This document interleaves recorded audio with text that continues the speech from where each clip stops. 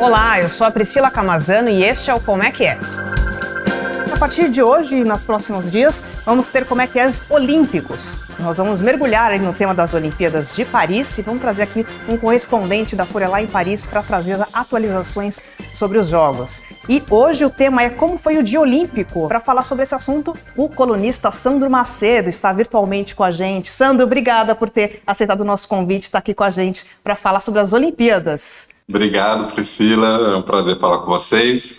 Sandro, vamos bater um papo então, como é que for? A gente vai falar um pouquinho, né, do dia de hoje, vamos falar dos dias, né, que passaram, né, que as Olimpíadas teve a abertura ali na sexta-feira, então no sábado já começaram alguns jogos, né, já temos aí já um quadro de medalhas, a gente vai falar sobre tudo isso aqui no programa.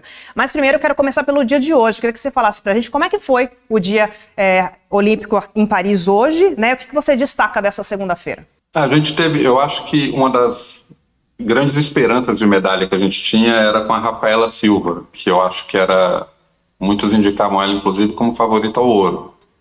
E ela começou bem o dia, depois acabou perdendo uma luta que jogou ela para a disputa do bronze, e numa luta apertada depois com a japonesa pelo bronze, ela recebeu uma punição e acabou ficando fora do pódio.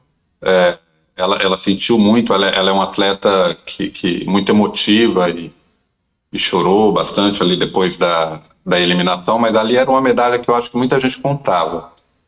Também teve o Daniel Gagnin, que ganhou bronze na Olimpíada de Tóquio, um bronze que pouca gente estava contando, e aí nessa Olimpíada ele subiu de peso, subir de peso sempre de uma Olimpíada para outra pode trazer alguma complicação. Ele já teve uma luta difícil logo na primeira luta e também foi eliminado. Então, passamos em branco no judô hoje, que é a nossa modalidade mais medalhada, né? A Bia Haddad Maia perdeu no tênis em simples, mas depois voltou para a quadra com a Luísa Stefani e ganharam em dupla. Eu acho que essa dupla também pode avançar. No skate street, que também é uma categoria que a gente vê ali com bons olhos, não tivemos um dia bom. O Kelvin Heffler foi em sexto lugar. Tivemos de novo a vitória em japonês.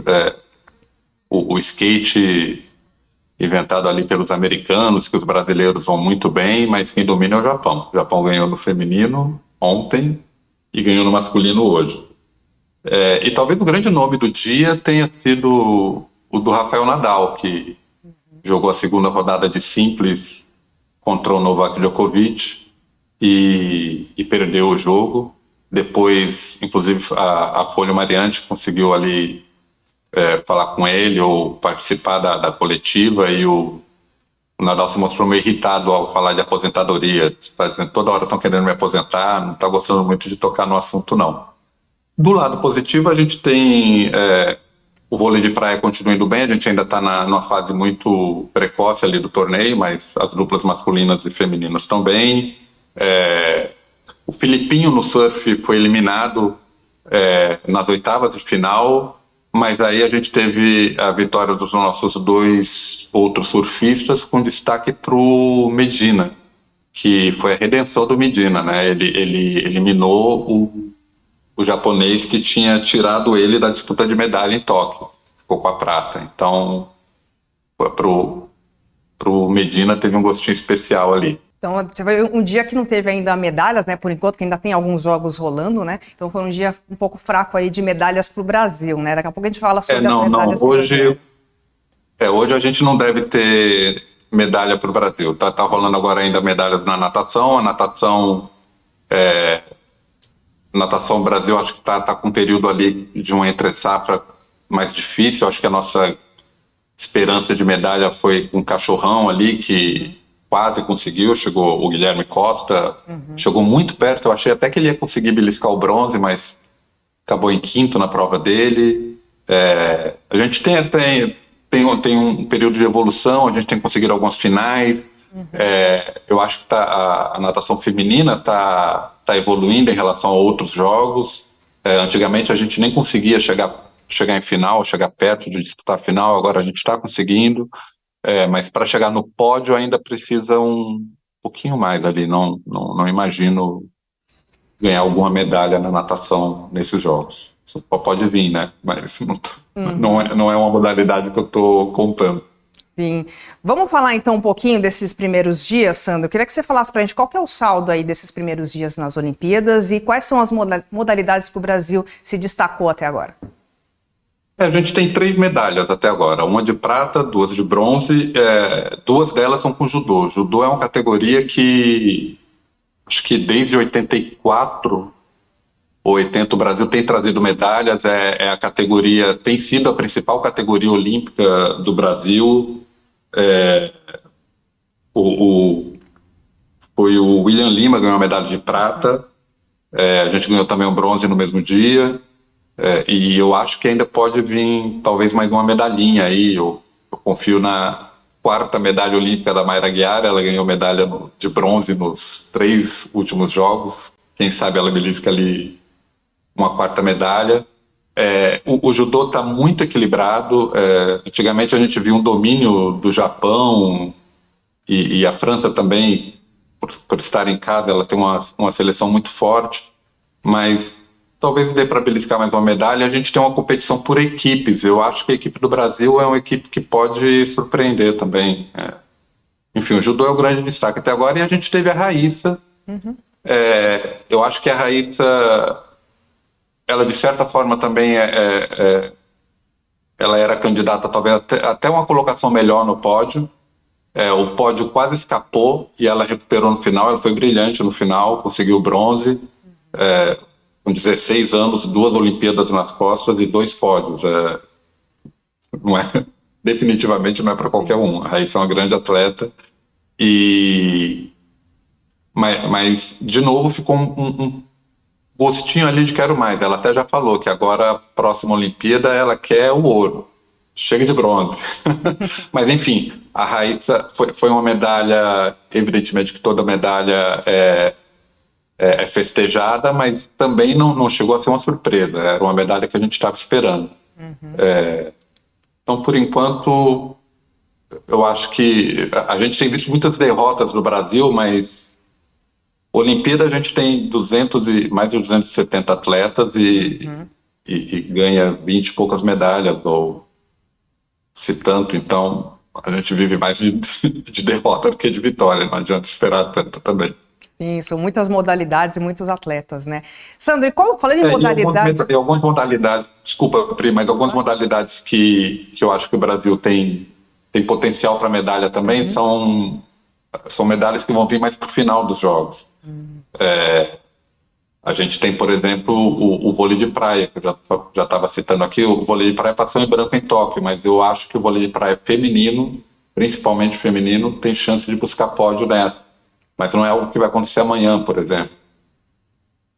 Sim, já chegou um comentário aqui nas redes sociais. O Antônio Vinícius escreveu assim: não se esperava essa derrota do Felipe Toledo, e um emoji de triste aqui. Pois é, o Filipinho, ele é a primeira Olimpíada dele. Alguns contavam o Felipe como um candidato, talvez o brasileiro mais forte ali na disputa, mas as ondas ali do Tahiti, na verdade, elas favorecem mais o Medina do que o Filipinho. E o mar está muito complicado no Tahiti. Tem hora que eles passam longos períodos ali sem conseguir pegar uma onda forte. Não está fácil. Os ventos do Tahiti precisam cooperar. Não deu certo para o Filipinho, o Medina ainda está na disputa. Eu acho que o Medina é o grande candidato aí a chegar para frente. Talvez... Eu acho que a semifinal vai ser amanhã, inclusive. Amanhã a gente tem quartas de final e eu acho que até o final do dia tem a semifinal. Não sei se dá para disputar a final ainda. A final talvez demore 2 dias. Mas ainda vejo com bons olhos ali o surf para o Brasil na Olimpíada. Legal. Vamos falar, você já falou um pouquinho aqui das apostas, mas eu queria reforçar essa pergunta, né? Que modalidades ali ou atletas você acha que são as apostas do Brasil? Olha, tem da linha... modalidades que a gente não está acostumado, né? Tem o Marcos da Almeida no tiro com arco, que ele tem sido um dos grandes arqueiros nesse último ciclo olímpico, um dos grandes arqueiros a nível mundial. Ele fez uma primeira etapa. A primeira etapa, o tiro com arco, na primeira fase, você só classifica para ver o emparcelamento. Ele ficou ali entre os 20 primeiros, teve gente que já olhou com um olhar meio torto ali pela posição dele, mas isso era só para classificar, e aí amanhã também, amanhã cedo, isso é um dos destaques. Começa a fase eliminatória do tiro com arco. Marcos Almeida eu acho que é um bom nome. A gente tem no tênis também, tênis de mesa, o Hugo Calderano, ele também estreia, ele também joga amanhã. Os chineses são os favoritos ali no tênis de mesa, mas o Hugo está tendo também um ciclo excelente e eu acho que ele pode surpreender. Tem as outras modalidades que a gente já naturalmente espera que tenha resultado, né? O vôlei de praia é uma delas. A gente tem o Alisson dos Santos no atletismo, que ganhou nos 400 com barreira, que ele já ganhou bronze em Tóquio, e é uma prova muito forte. Os concorrentes têm resultados muito próximos com os dele, mas ele pode também beliscar um pódio ali. E o atletismo nem começou, né? Então a gente tem que esperar um pouquinho. Sim, tem alguns atletas que a gente já fica de olho, né, as outras Olimpíadas, como Rebeca Andrade, né? A gente não pode esquecer da Rebeca também, que a gente está de olho nela, né? Pois é, a ginástica também. Pois a ginástica tem. A gente conseguiu até a Julinha, uma final, uma final por aparelho ali que ninguém estava esperando na trave, mas o nosso nome principal é a Rebeca, com a Simone Biles como principal concorrente, mas a Rebeca é candidata à medalha no individual geral e no salto. Ela está classificada para mais aparelhos, ela vai participar da final do solo também, mas é no individual geral e no salto que a gente vê as principais chances de medalha da Rebeca. Sim, vamos agora para o quadro de medalhas. Vamos lá, em primeiro lugar nós temos aí o Japão, com um total de 12 medalhas, a China com 10 medalhas em segundo, e em terceiro a Coreia do Sul com 9 medalhas, e o Brasil em 17º, né, com 3 medalhas. Olha, eu até tinha visto É engraçado que eu vi esse quadro, mais ou menos como você está apontando aí, umas 9 da noite, e eu falei, nossa, parece o quadro dos Jogos Asiáticos, né? Temos Japão, China e Coreia. Mas depois eu vi uma atualização, eu acho que a França já entrou nesse top 3. A França e a Austrália também, tá rolando agora as finais da natação, estão entrando medalhas no quadro agora. E a Austrália, que é muito forte na natação, a Austrália ela ganha mais da metade, 2/3 das medalhas da Austrália acabam vindo na primeira semana, que é a semana da natação. E a França, ela já acho que já entraram nesse top 3 aí. A França acho que já está com 5 ouros. A destacar aí nesses países que estão aparecendo, o Japão tem 6 ouros, 2 são no judô, 2 são no skate street. Então, eles fizeram, com 2 modalidades, eles fizeram boa parte das medalhas do quadro deles. A Coreia do Sul ganhou 2 no tiro com arco e 2 no tiro esportivo. A China ganhou 2 nos saltos ornamentais. A China é multimodalidades, né? Ela vai ganhar medalha em várias modalidades. Mas dessas 5 que aparecem para ela agora, 3 são no tiro esportivo e 2 são nos saltos ornamentais, que também é uma modalidade que ela domina. Então são países que eles são referências em algumas modalidades e eles estão se fazendo valer disso agora nesse início dos jogos. Os Estados Unidos, por exemplo, não aparece nesse top 5, mas eles já têm quase 20 medalhas. Mas são 3 ouros. Então, por isso que ele não aparece ali para a gente ainda nos primeiros. Se a gente fosse colocar... Aliás, tem uma coisa engraçada nisso. Os jornais americanos, quando eles começam a perceber que os outros países estão muito na frente, isso aconteceu com a China no passado. Eles mudam a tabela dele para o total de medalhas. E no total de medalhas eles garantem o primeiro lugar. Mas oficialmente a gente conta como o primeiro colocado pelo número de ouro. Então ali eles estão um pouquinho abaixo ali ainda. Eles ganharam muita prata, muito bronze na natação, mas está faltando ourinho ali para os americanos.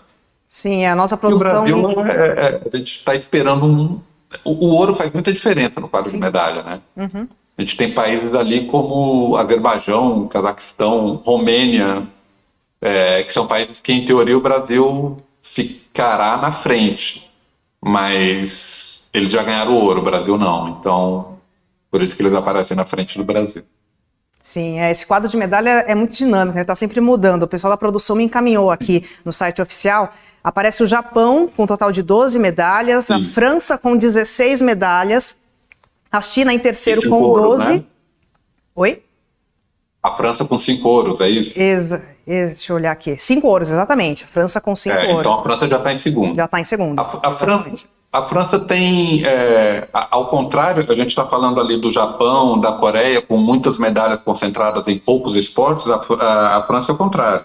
A França já ganhou medalha em 8 modalidades diferentes. E muito bem distribuídas, assim. Eu acho que o fator casa está pesando.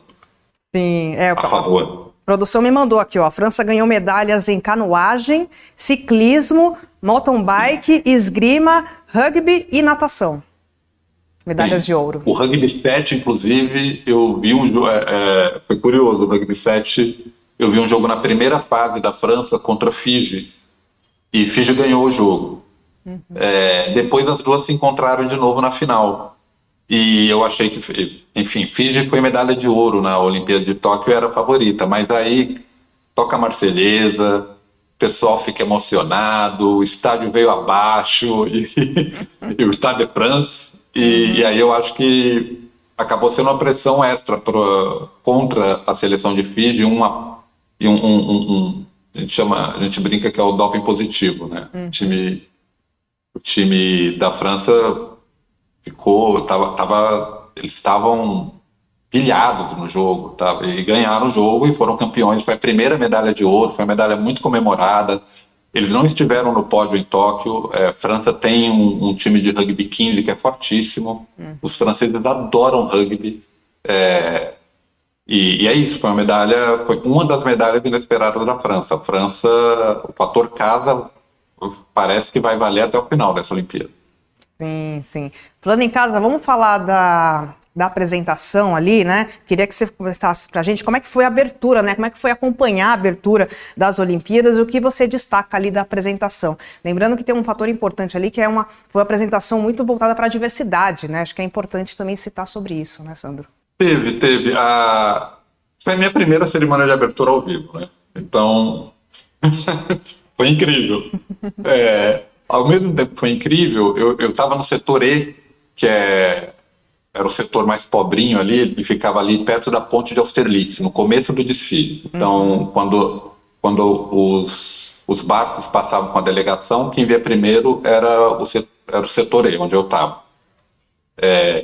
Mas, ao mesmo tempo, acabou se criando uma certa incoerência ali, é uma opinião muito particular, mas a gente viu os barcos passando e era incrível, Senna sendo usado daquela forma, a cidade sendo usada daquela forma, é único, é inédito, vai ser inigualável na história dos Jogos, mas ao mesmo tempo, o fato deles usarem a cidade para a cerimônia de abertura, a gente vê aquela criatura mascarada, que eu também achei genial, passando por vários pontos da cidade, eu vi aquilo no telão. Tinha um telão na frente lá do setor E, como tinha telão, acho que tinham 60, 80 telões espalhados pelo Senna. Então, quem estava em diferentes pontos do Senna via aquela coisa acontecendo na cidade por um telão. Podia ser na fanzone do Parque Vila Lobos. É um telão. Telão é telão. Então, essa parte era lindo. O clima era envolvente, mas era um telão. Os shows foram incríveis, para mim, a Aya, a Lady Gaga, o final com a Celine Dion, foi tudo lindo, mas também eu acho que... E aí, cara, a gente deu uma danada, choveu, né? Quando você faz a cerimônia de abertura num estádio, em que o público está normalmente coberto, nas arenas modernas, elas ficam abertas na parte do gramado, mas a parte do público, 80%, 90% dela está fechada, às vezes 100%. E pode chover à vontade. Para o público está tudo bem, você está sentadinho. Quando você está, como aconteceu nessa cerimônia, de pé, durante mais de 4 horas, tem uma hora que fica cansativo. E eu achei a cerimônia um pouco arrastada. francês gosta de brincar às vezes com o Oscar, todo mundo brinca com o Oscar, né, que é muito arrastado, eles não podem mais falar do Oscar, porque a cerimônia de abertura foi bem arrastada. Eu acho que teve partes ali, eu cheguei a escrever isso numa rede social, eu adoro Imagine, foi lindo o momento Imagine, mas passaríamos bem sem. Alguns outros momentos ali, o fashion, a parte Fashion Week, eu acho que podia diminuir. Não tirar, mas podia diminuir. E quando chegou no final, que normalmente é um dos momentos mais aguardados da cerimônia de abertura, é a hora que o atleta vai acender a tocha, né? Vai acender a pira, desculpa. Aquela última corrida para acender a pira olímpica. Normalmente é um momento emocionante, é um momento que se revela quem é o atleta que vai acender, que é sempre algo muito, um segredo guardado, revelado ali no final. E a pira também é muito simbólico na Olimpíada. E aí, na hora que aparece o Zidane no final, elegante, naquele terno, e ele passa a tocha para o Rafael Nadal, que é um espanhol, não é um francês. Todo mundo vibrou, começaram a gritar Zizou. Quando passaram para o Nadal, foi inesperado, todo mundo achou lindo também. Os franceses amam o Rafael Nadal. Rafael Nadal é o maior campeão do principal torneio de tênis da França, que é o Roland Garros. E aí, quando o Rafael Nadal entra numa lancha, aí o pessoal fez quase um do meu lado. Para onde ele vai? Cadê a pira? Acende isso. E aí demorou aí começou uma baladinha ali, umas músicas. Demorou mais 10 minutos, porque assim, não é tão do lado, né? A lancha precisou sair lá do Trocadeiro e até a região ali do Louvre, do Tuileries. Então eu achei que nesse ponto, se tiver que fazer uma crítica, com todo respeito, a grande cerimônia de abertura, eu faria essa. Sim, o pessoal da produção já me atualizou aqui, o Japão, que está em primeiro lugar, ganhou as medalhas de ouro em ginástica artística, esgrima, judô, 2 medalhas, e skate, 2 medalhas. Tá. Foi 2 no judô, 2 no skate, e eles também têm outras medalhas no judô, de bronze. Eles ganharam na ginástica artística, foi no individual, não, desculpa, foi no geral por equipe, masculino, o que significa que eles vão ter várias finais individuais e devem vir mais medalha aí pro Japão na ginástica. Na esgrima, a esgrima tem sido um dos acontecimentos aqui em Paris. Eles estão disputando a esgrima no Grand Palais, que é um lugar incrível de Paris, que recebe exposições, que recebe desfile de moda, um lugar icônico de Paris. Está fechado há alguns anos para reforma. É uma reforma que não era só por causa da Olimpíada, a Olimpíada acabou sendo um bom pretexto, mas colocar a disputa lá é um cenário lindíssimo. E os franceses acho que já ganharam as 4 medalhas na esgrima, mas o Japão beliscou uma também. Sim, chegou mais uma pergunta aqui no YouTube. A pessoa pergunta assim: qual o prognóstico para o país com mais medalhas, Estados Unidos ou China? Eu acho que vai dar China. Na verdade é assim, Estados Unidos vai ganhar em número de medalhas, os Estados Unidos vai ganhar mais. Estados Unidos tem a delegação, é muito grande, eles são fortes a gente sempre fala que para você construir esse número de medalhas do tamanho que os Estados Unidos têm, que a China tem, você tem que ser bom eles são bons no atletismo e na natação, né, que são de onde vem mais medalhas. Então, no número total de medalhas, eu não sei se o pessoal da produção pode checar aí, mas eu acho que os Estados Unidos já deve ter 20 medalhas. Mas está vindo pouco ouro. E os ouros da China, isso mesmo, são 20. Os ouros aguardados da China, eles estão chegando. Então, eu acho que no número de ouro, pode dar China. E a França está tomando muito o ouro dos outros. A França, eu acho que tem tudo ali para ser também top 3, top 4 nessa Olimpíada. Eles estão muito bem. E esses ouros que a França ganha, eles estão tirando de alguém, né? Por enquanto é dos Estados Unidos. Os ouros chineses ninguém tirou. O ouro do salto ornamental, que se esperava que a China ganhasse, ela ganhou. O ouro do tiro, a competição de tiro já distribuiu algumas medalhas, elas estão entre China e Coreia. Então, os Estados Unidos estão perdendo ouros para outras nações. A Kate Ledeck, a gente não tem um Phelps, mas a Kate Ledeck, que é um monstro da natação, já ganhou medalha, inclusive nessa Olimpíada, ganhou bronze. Ela não ganhou ouro. O ouro foi para uma australiana, Titmus. Sim, nadadora incrível. A produção está me avisando aqui que realmente Estados Unidos tem 20 medalhas no total, 2 ouros na natação e 1 ouro na esgrima. Sim. E Sandro, o que está te chamando a atenção durante essas Olimpíadas? Você que já está aí já há alguns dias, né, aí em Paris, o que está te chamando mais a atenção aí na cidade? Priscila, eu acho que a cidade, de modo geral, ela tem sido a grande estrela da Olimpíada. A gente estava falando agora da cerimônia de abertura, né?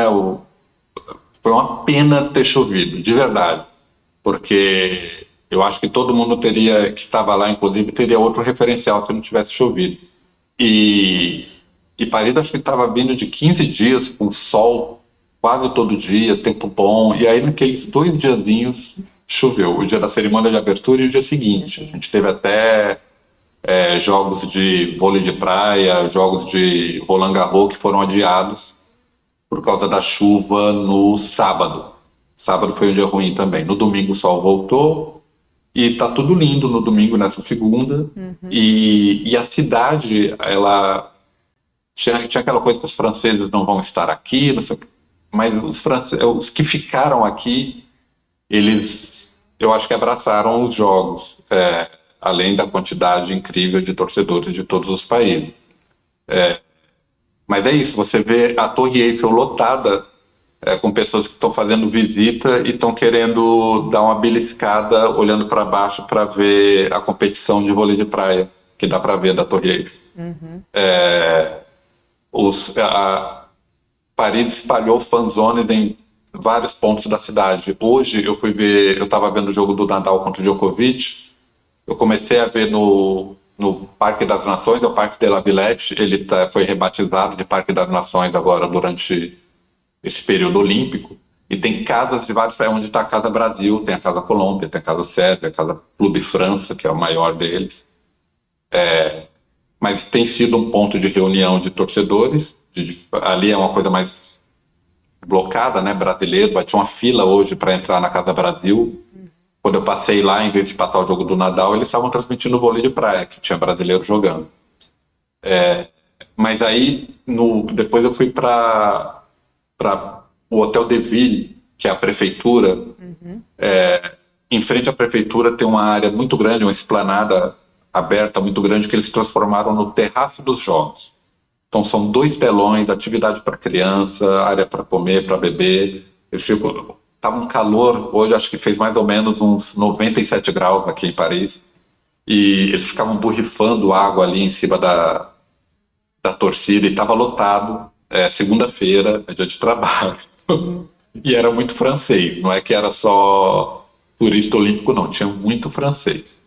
Então eu acho que eles abraçaram os jogos e essas coisas que a gente consegue ver, a coisa da Torre Eiffel, ou a Place de la Concorde, que é o lugar que se transformou no Parque Urbano, que é onde a Raíssa ganhou a medalha. São cenários magníficos, né? Isso eu acho que está chamando mais atenção, por enquanto, do que qualquer atleta individual. Sim, a cidade está respirando as Olimpíadas, né, Sandro? Tá. Vamos falar, então, de amanhã. Queria que você falasse para a gente quais são os destaques da terça-feira, que a gente pode esperar e acompanhar amanhã. Amanhã eu fiz colinha, viu? Porque é muita coisa. Amanhã a gente tem a continuação do surf, tem as oitavas de final do feminino, tem as quartas do masculino, depois, mais no fim do dia, tem já a semifinal do masculino, tem outra etapa do feminino também, a gente deve ter 2 classificatórias.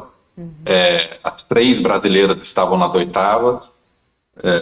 A gente está com 2 brasileiros nas quartas, né? O Filipinho foi eliminado, mas são 2 em 8. Então, se a minha matemática não estiver errada, a gente tem 12,5% de chance de ganhar uma medalha. Não, temos 25%, 2 em 8. 25% de chance de ganhar uma medalha no surf, por enquanto.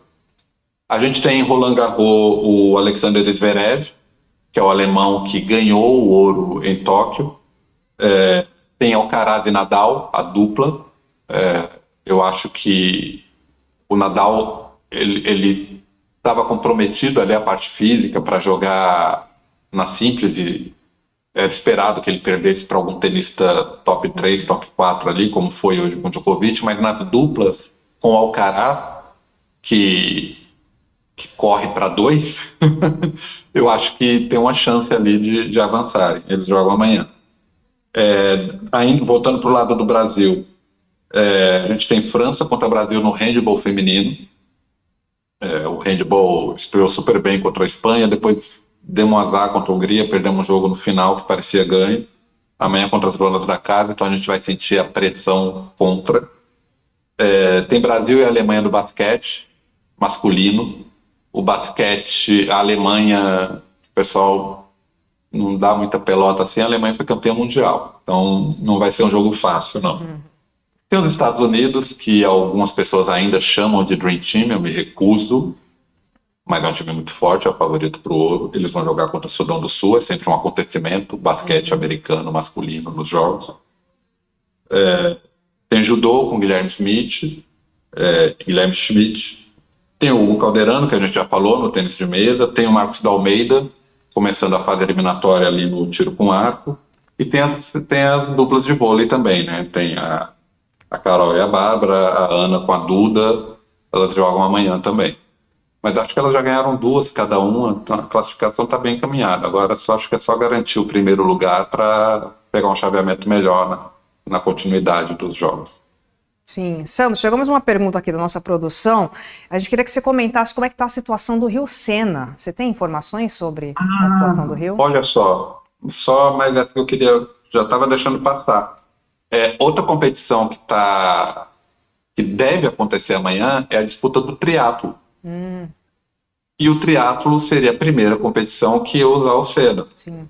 O triatlo, para quem não sabe, é uma parte natação, uma parte de corrida e uma parte de ciclismo. Tem gente já falando que que talvez seja um biatlo. E eles não façam, eles podem abrir mão da parte da natação. Isso estava sendo discutido.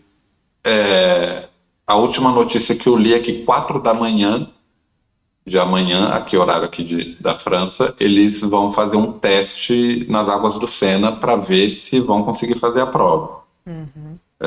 Eu acho que se as águas do Sena, o nível de poluição for reprovado, a gente deve ter um biatlo e não um triatlo. Não acho que eles vão adiar a competição nem mudar o local da natação. E aí foi aquele azar da chuva dos 2 dias, né? As águas do Sena não estão próprias pelas chuvas que caíram, e foi muita chuva. Sim. No dia da abertura, foi a sexta-feira, e no sábado. Choveu muito nesses 2 dias. E é isso que fez a qualidade da água do Sena cair. Pouco antes só para lembrar, pouco antes da cerimônia de abertura, dias antes da cerimônia de abertura, a gente teve a prefeita de Paris nadando no Sena. Sim. Parecia que estava tudo bem, mas o volume da chuva foi forte e acho que atrapalhou um pouco. Eu acho que dá tempo de recuperar ali para a prova da maratona aquática, mas para o triatlo amanhã tá chance boa de virar um biatlo. Vamos saber só no começo da manhã. Sim, vamos aguardar aí no começo da manhã. Para finalizar, Sandro, eu queria que você falasse sobre uma série de vídeos que você está fazendo aqui para o jornal, que o Esporte é Cultura. Conta pra gente o que é essa série, como que você está produzindo ela aqui para o jornal. Olha, para fazer é uma delícia.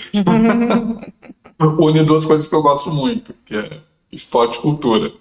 Paris é uma cidade, talvez uma das cidades mais culturais do mundo. É uma cidade cinematográfica.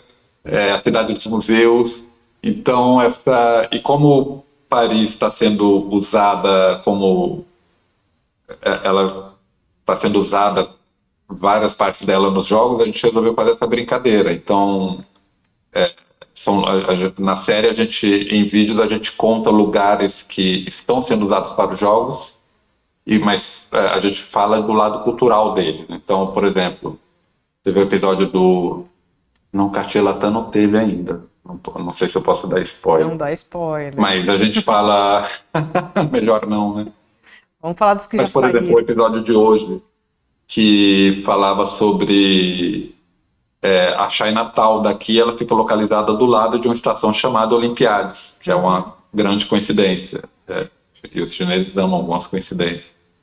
E o nome é Olympiades não é porque está perto de nenhuma arena olímpica, é porque tem um conjunto de prédios ali do lado da estação que se chama Olympiades, que são referências a cidades que sediaram jogos do passado, e inclusive jogos de inverno, e por acaso depois ali se instalou a Chinatown francesa, o Cartier asiático.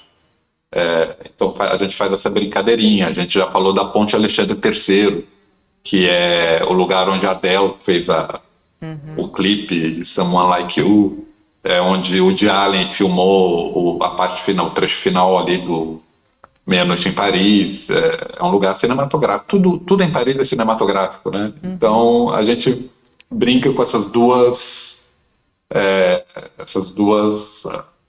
artes, com o cinema, não só o cinema, com a cultura de modo geral, e fazendo esse link com os Jogos Olímpicos. A Ponte Alexandre III, onde teve o clipe, é a ponte que tem a chegada de provas olímpicas, ela vai ter uma arquibancada. Quem tiver o triatlo, acho que não vai dar certo, mas quem for ver a maratona aquática vai ter uma arquibancada na Ponte Alexandre III. Não vai ter nessa aqui atrás de mim, que é a Ponte des Arts, mas vai ter na Alexandre III. Mas é isso, para onde você olha, você vê um cenário de filme, de clipe, um lugar de uma exposição incrível. E a série, que eu estou gostando muito de fazer, brinca com isso. Sim, como diz o nome da série, esporte é cultura, né? Para quem está nos assistindo, todos os vídeos estão no canal do YouTube da TV Folha, pode acompanhar. Sandro já produziu alguns e vai continuar produzindo aí até o final das Olimpíadas. Sandro Macedo, colunista aqui do jornal, obrigada, Sandro, por ter vindo aqui no Como é que é. É tarde da noite aí, né? Já em Paris, né? E você ter aceitado o nosso convite, então muito obrigada pelo seu tempo. E a gente te convida outras vezes, até o final das Olimpíadas você volta aqui de novo. O horário de metrô está esticadinho, então dá para chegar em casa agora. Combinado. Obrigada, Sandro. Obrigado pelo convite, Priscila. Sim, agradeço também a você que nos acompanhou até aqui. Amanhã vamos continuar falando de Olimpíadas. Tchau, tchau.